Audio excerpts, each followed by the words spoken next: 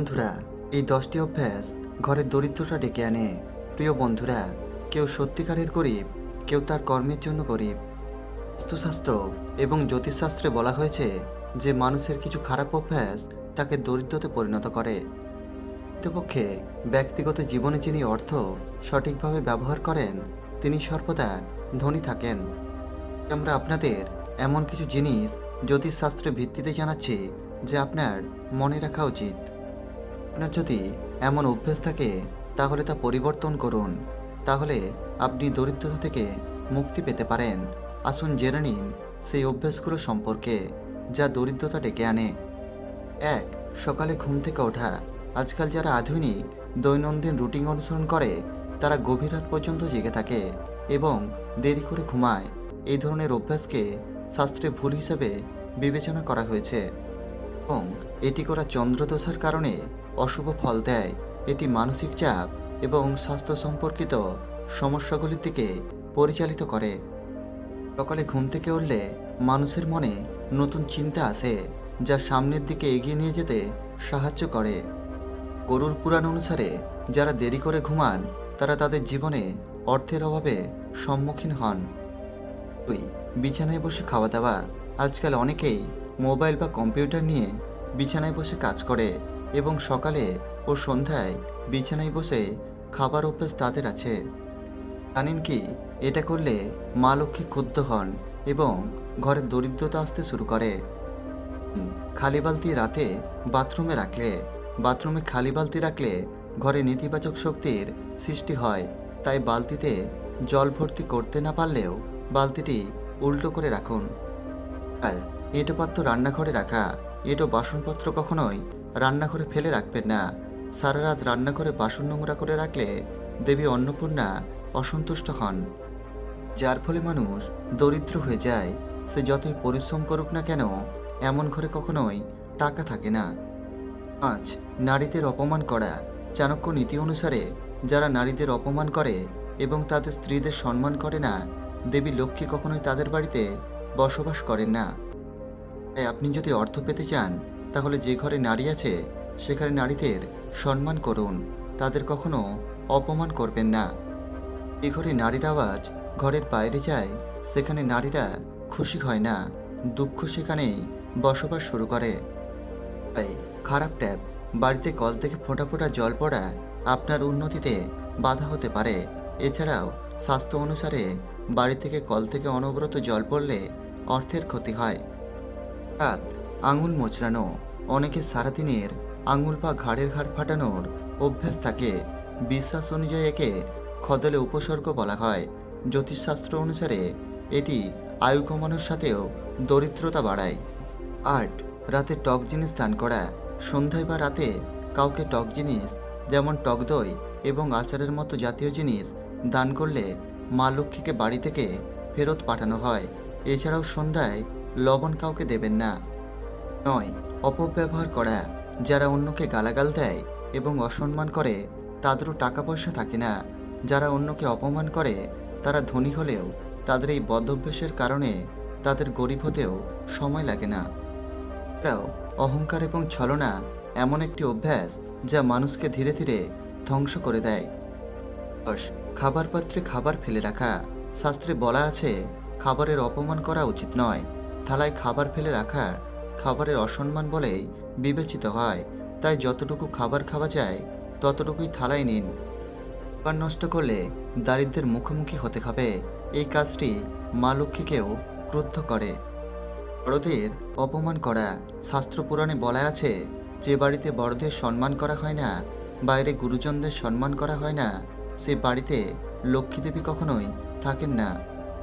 কারণ হলো বড়দের গুরুস্বরূপ বলা হয়, যাদের মধ্যে ভগবান বিষ্ণুকে প্রতিষ্ঠা করা হয়। তাই গুরুজনদের সম্মান করলে দেবতারাও খুশি হন। এ করে লবণ বা নুন দেওয়া। বিশ্বাস করা হয় যে লবণ বাড়ির নেতিবাচক শক্তি শুষে নেয়। আপনি যদি কাউকে লবণ দেন তবে আপনার সরাসরি হাতে দেওয়া উচিত নয়। জ্যোতিষশাস্ত্রে এমনটি করা শুভ বলে মনে হয় না। তাই যখনই আপনি কাউকে লবণ দেবেন শুধুমাত্র তখন একটি পাত্রে দেবেন। নেশা করা। নেশাগ্রস্ত ব্যক্তির ঘরে মা লক্ষ্মী কখনোই বাস করেন না। মাদক সেবন ব্যক্তির আয়ু কমিয়ে দেয় এবং নেশাদ্রব্য সেবন করলেও রাহুর প্রভাব পড়ে। বাসন দৈর্ঘ্য সময় ফেলে রাখা, খাবার খাবার পর এঁটো বাসন থালা ফেলে রাখা মোটেও ভালো লক্ষণ নয়। এই ধরনের মানুষ কখনোই সফলতা পান না। কথিত আছে, খাবার খাবার পর এঁটো বাসন ফেলে রাখলে শনির দোষ ও চন্দ্রদোষ লাগে এবং দেবী অন্নপূর্ণা অভিশাপ দেন। ঘর অপরিষ্কার করে রাখা, ঘরের পরিষ্কার পরিচ্ছন্নতার পাশাপাশি বাথরুমেরও পরিষ্কার পরিচ্ছন্নতা খুবই জরুরি। অনেক সময় মানুষ স্নান করার পর বাথরুম নোংরা করে রাখে। এই করলে চন্দ্রের অশুভ ফল পাওয়া যায় এবং এমন বাড়িতে খুঁটিনাটি বিশৃঙ্খলা সর্বদা থাকে। রাহুর প্রভাব সেই সব বাড়িতে দেখা যায়। এই বাড়িতে নোংরা আবর্জনা বেশি থাকে। এছাড়াও ঘরের জিনিসপত্র আগোছালো থাকলে তা ব্যক্তির দৈনন্দিন রুটিনকে প্রভাবিত করে, কারণ এমন বাড়িতে নেতিবাচক শক্তিও বাস করে। চিৎকার করে কথা বলা, কখনোই চিৎকার করে কথা বলা উচিত নয় এবং রাগ ও শান্ত রাখা উচিত। চিৎকার করে কথা বললে শনির অশুভ প্রভাব পড়ে। তাই আপনাকে শান্ত থাকতে হবে এবং আপনার অপ্রয়োজনীয় কথাবার্তা থেকে দূরে থাকতে হবে। এতেই শনিদেব খুশি থাকেন। নোংরা এবং ছেঁড়া পোশাক পরা, যারা পরিষ্কার পরিচ্ছন্ন থাকতে পছন্দ করেন না, দরিদ্রতা তাদের সাথে সারাজীবন থাকে। যারা নিয়মিত স্নান করেন না, ব্রাশ করেন না, নোংরা জামা কাপড় পরে ঘরবাড়ি পরিষ্কার করে রাখেন না, তাদের সম্পত্তি তাড়াতাড়ি নষ্ট হয়ে যায়। অন্যদের দোষ খুঁজে বের করা, গরুর পুরাণ অনুসারে যারা সবসময় অন্যের ভুলকুটি তুলে ধরে এবং অন্যের সম্পর্কে খারাপ কথা বলে, মা লক্ষ্মী তাদের উপর ক্ষুব্ধ হন। এমনকি যাদের আচরণ অন্যের উপর চিৎকার করা বা রাগ করার স্বভাব থাকে, তাদের জীবনেও দরিদ্রতা লেগেই থাকে। প্রয়োজনের চেয়ে বেশি খাওয়া, আচার্য চাণক্যের মতে যে ব্যক্তি প্রয়োজনের চেয়ে বেশি খায় সে কখনোই ধনী হতে পারে না। এমন ব্যক্তির ঘরে দরিদ্রতা বাস করে এবং যে ব্যক্তি বেশি খাওয়া দাওয়া করে তার স্বাস্থ্যও খারাপ থাকে এবং সেই ব্যক্তির মধ্যে অলসতার জন্ম নেয়। এছাড়াও যদি কোনো ব্যক্তি কারোর কঠোর পরিশ্রমের টাকা চুরি করে, মা লক্ষ্মী তার উপর ক্রুদ্ধ হন। গরুর পুরাণে মানুষকে তাদের এই স্বভাব এড়িয়ে চলতে বলা হয়েছে। নখ কামড়ানো, নখ কামড়ানো আত্মবিশ্বাস কমিয়ে দেয়। এই অভ্যেসটি অনেক রোগের কারণ হয়। জ্যোতিষশাস্ত্রের দৃষ্টিকোণ থেকে যদি এটা দেখা যায়, নখ কামড়ানোর অভ্যাস দারিদ্র্য এবং ধ্বংসের আমন্ত্রণ জানায়। তাই সবসময় এটিকে এড়িয়ে চলুন। কটু কথা বলা, একজন ব্যক্তির সর্বদা মিষ্টি কথা বলা উচিত। কটু কথা বলে এমন ব্যক্তিকে কেউ পছন্দ করেন না। এমন ব্যক্তি প্রতিটি কথাবার্তায় অন্যকে আঘাত করে, নিজের ক্ষতি করে। কেউ এমন ব্যক্তির বন্ধু হয় না। দিন দিন তার শত্রু সংখ্যা বাড়ে। অস্বাস্থ্যকর খাওয়া দাওয়া, যারা অস্বাস্থ্যকর খাবার খান তারা সবসময় অসুস্থ থাকেন। এমন পরিস্থিতিতে আপনি যদি ধনী হতে চান এবং দরিদ্রতা থেকে মুক্তি পেতে চান, তাহলে আপনার খাদ্যাভ্যাস পরিবর্তন করুন।